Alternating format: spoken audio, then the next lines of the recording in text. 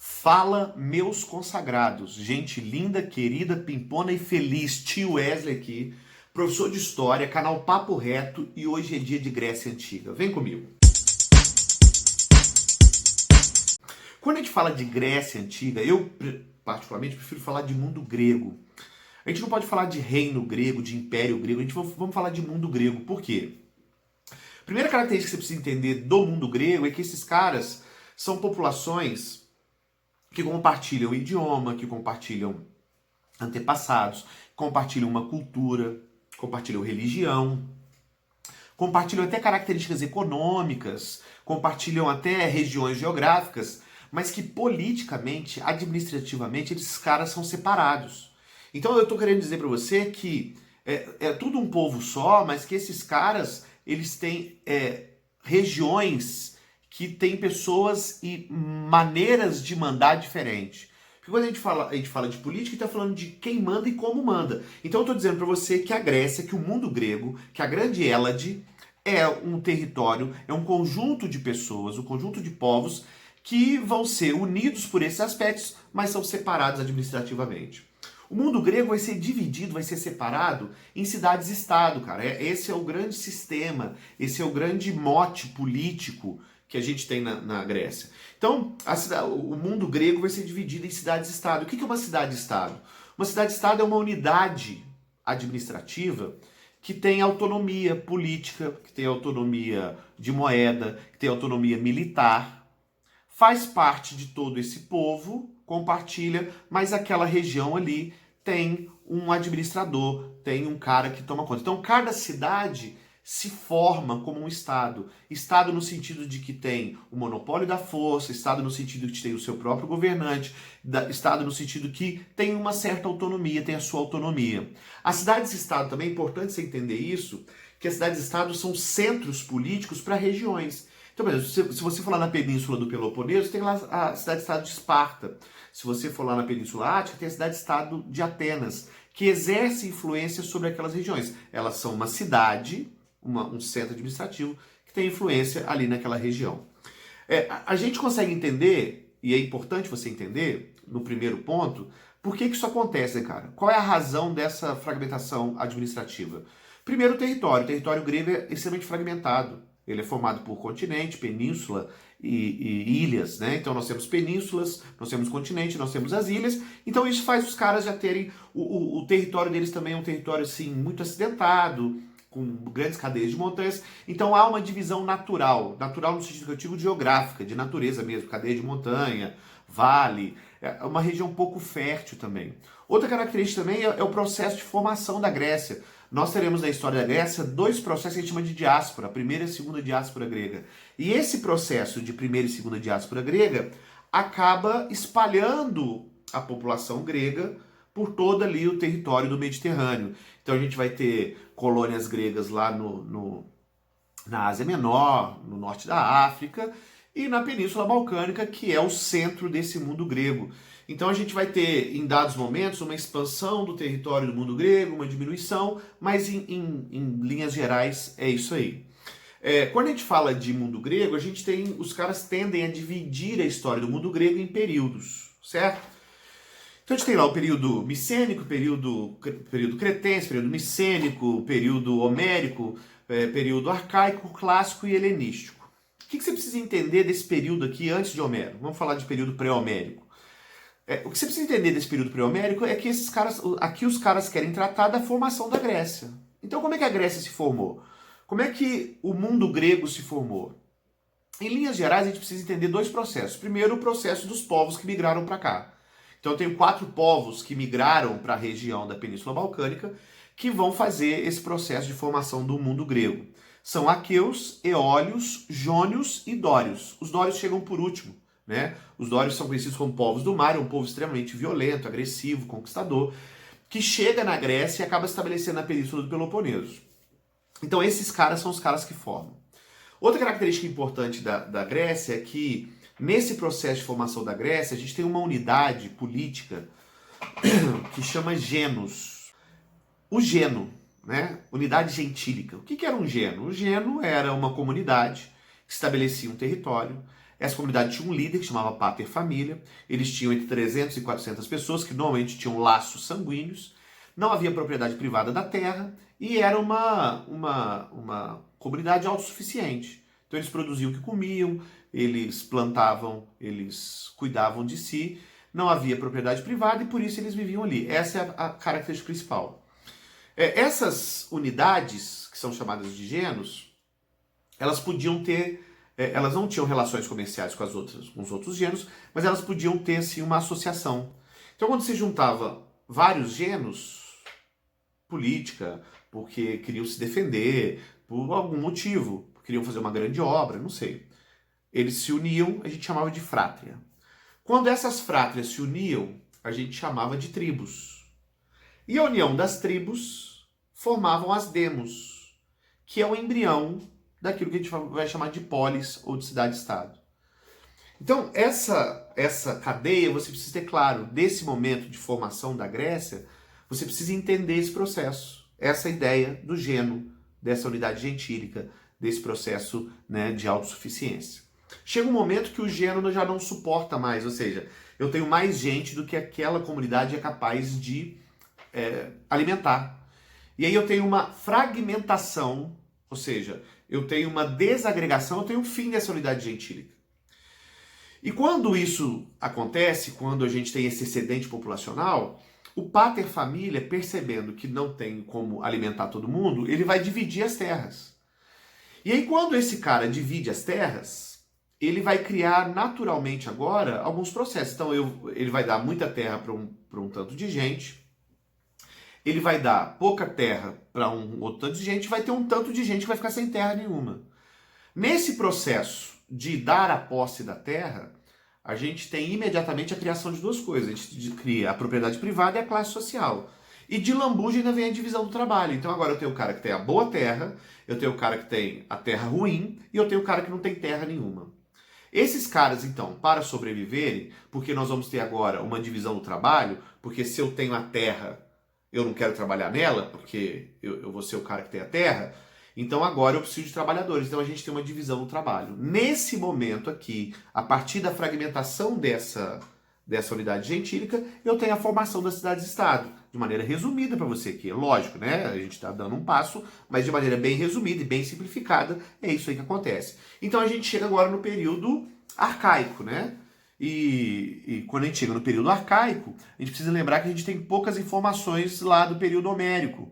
Porque o período homérico, as principais informações que a gente tem derivam de dois documentos, dois escritos que foram deixados pelo nosso amigo Homero, que são Ilíada e Odisseia, que são documentos, são epopeias, são poemas, que narram o último ano da Guerra de Troia e que narram a volta de Odisseu, que foi o herói da Guerra de Troia, para Ítaca, que era a sua ilha. Então, nós temos poucas informações sobre esse período, sobre a formação, mas é isso que a gente tem. Quando a gente entra no período arcaico, a gente entra então num período que a gente chama de formação das cidades-estado. E aí, para a gente estudar cidades-estado, nós temos que estudar duas cidades-estado. Esparta e Atenas. São as duas cidades que a gente tem que estudar. Quando você ouvir falar sobre cidade-estado grega e não tiver o nome, a cidade-estado grega padrão é Atenas. Então vamos falar dela primeiro. Quando você lembrar de Atenas, você vai lembrar de duas coisas: democracia e filosofia.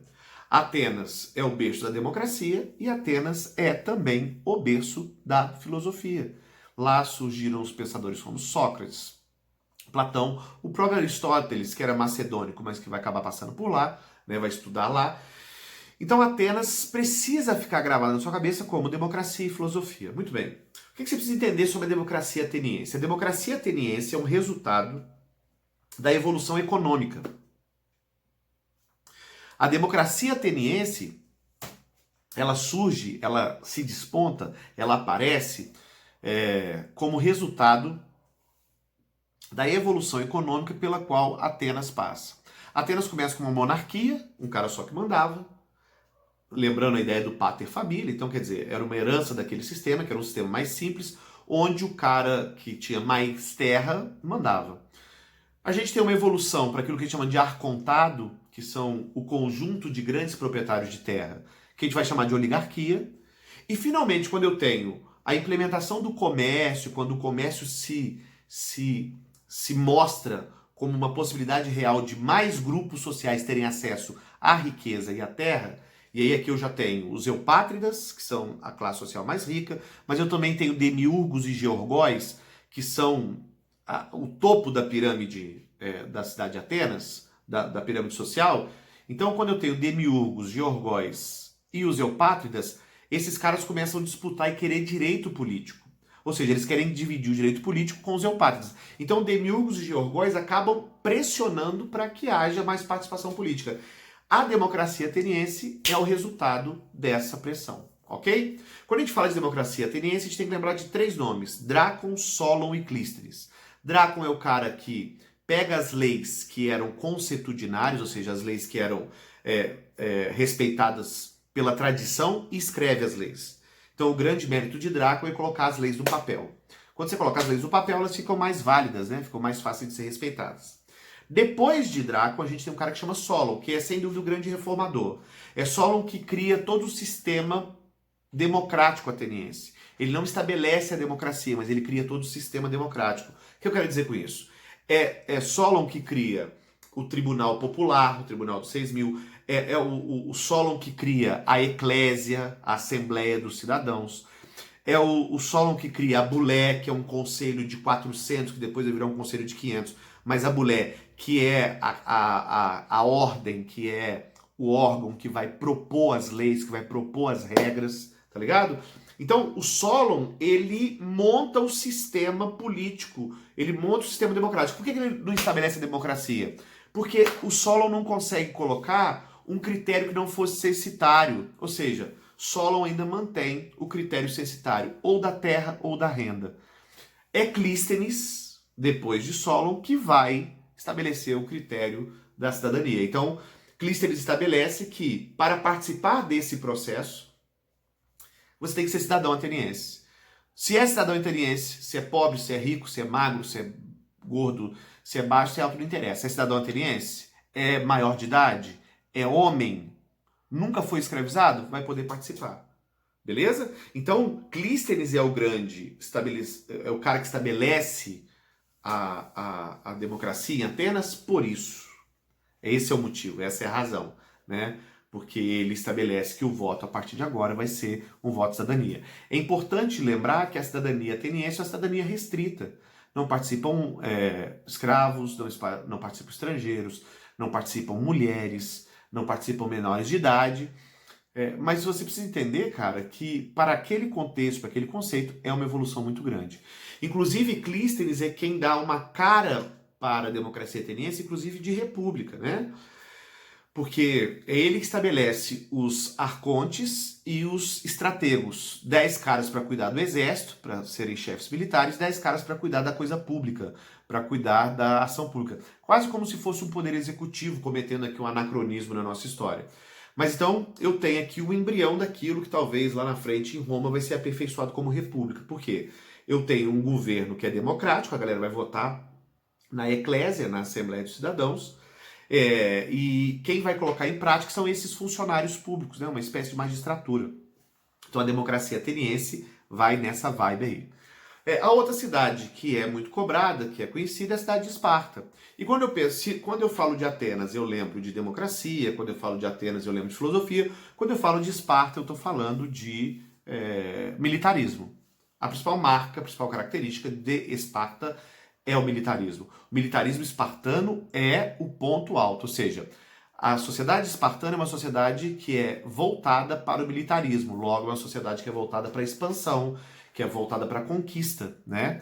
Então a gente tem na cidade de Atenas, na cidade de Esparta, um sistema político muito mais simples, porque a sociedade espartana é muito mais simples. A sociedade espartana tem os cidadãos espartanos, os esparciatas, que são os caras que são descendentes dos dórios, proprietários de grande terra, de propriedades, os caras que têm direito político, são os caras que mandam na parada. Depois nós temos os caras que chamam periecos, que são povos que foram conquistados pelos espartanos, são homens livres, mas trabalham, dependem dos espartanos. E eu tenho um conjunto de caras que chamam ilotas, que são os escravos do Estado. Então, na sociedade espartana, eu tenho a escravidão, mas a escravidão ela é em função do Estado, é o Estado que é dono do escravo. Então, eu tenho Esparciatas, periecos e lotas. Quem tem participação política? O espartano. O espartano, que aos 6 anos de idade tem a sua educação entregue ao Estado, que vai se formar lá aos 18 anos, que vai ter uma educação voltada para o conflito, para a belicosidade, vai ser extremamente treinado, vão ser homens que têm uma capacidade militar muito importante, e na política eles também têm uma administração mais simples do que Atenas. Por quê? Porque na administração espartana nós temos uma diarquia, 2 reis, então nós temos uma diarquia, um rei cuida da religião, outro rei cuida do exército. Sociedade militarizada precisa de um cara, então o rei é o chefe do exército. Abaixo do rei eu vou ter 2 câmaras, 2 assembleias, uma que chama Ápila e uma que chama Gerúcia. A Gerúcia é formada por idosos, né? Daí vem a ideia de geriatra, geronte, né? Os caras são mais velhos. Essa assembleia é uma assembleia consultiva, os caras só consultam, né? Eles só propõem, não tem um poder deliberativo. Já a Ápila não. A Ápila é um conjunto de representantes dos espartanos, ali sim se tomam as decisões, ali se tomam as prerrogativas, é ali que é votado o futuro da cidade de Esparta. Um pouco, né, com a evolução política de Esparta, nós ainda teremos uma figura que é a figura dos éforos, que são os caras que vão botar em prática as deliberações da Ápila. Então são os caras que fazem como se fosse o poder executivo. Percebe então que a sociedade espartana não é uma sociedade com grandes diferenças, né? Mas é uma sociedade que vira e mexe, a gente tem uma percepção sobre ela nos concursos. Por quê? Porque é uma sociedade que destoa daquela metodologia grega. Para você ver como é que quando a gente fala de mundo grego, a gente está falando de populações que compartilham certos valores, mas que também têm grandes diferenças entre si, ok? Eu queria ainda destacar, para finalizar essa aula, para a gente caminhar para o final, a figura das mulheres, tanto em Atenas quanto em Esparta, né? A gente precisa entender que as mulheres espartanas, elas vão ter, assim, uma participação maior na sociedade. As mulheres espartanas aprendem a lutar, as mulheres espartanas têm um papel econômico, são elas que administram a casa enquanto os homens estão na batalha, enquanto os homens estão na guerra. Então, há um papel aqui, há leis de proteção à mulher espartana, não que eles fossem feministas ou que eles fossem a favor dos direitos da mulher, não, mas só uma mulher espartana pode gerar um espartano. Já em Atenas, a mulher é coadjuvante, né? A mulher tem um segundo plano. As mulheres de Atenas, tem até uma música do Chico Buarque, não são mulheres que têm uma participação política ativa. Outro período importante da história do mundo grego é o período clássico, onde a gente tem como grande definidor um apogeu, um auge, que vai ser combatido pela presença das guerras médicas ou das guerras persas, né? As guerras médicas é um conflito que acontece entre os persas e os gregos. Dario, depois Xerxes, são os caras que, os imperadores do império também, que vai ser chamado de Império Aquemênida, né? Mas lá dos persas vão tentar invadir a Grécia, expandem seu território, acabam esbarrando nas colônias gregas que estão lá na Ásia Menor. Isso gera um conflito entre gregos e persas. Os persas decidem então invadir a Grécia. É uma guerra que dura 40 anos, né? São vários conflitos e várias batalhas. E durante esses conflitos e batalhas, né, a gente vai ter a Batalha de Salamina, vamos ter a Batalha do Estreito de Termópilas. Os gregos saem vencedores, mas a que custo? Para que os gregos pudessem vencer a invasão persa, eles se unem em alianças militares, 2 alianças militares. Uma liderada por Atenas, que vai ser chamada de Confederação de Delos, e uma liderada por Esparta, que vai ser chamada de Liga do Peloponeso. Essas duas se unem, essas duas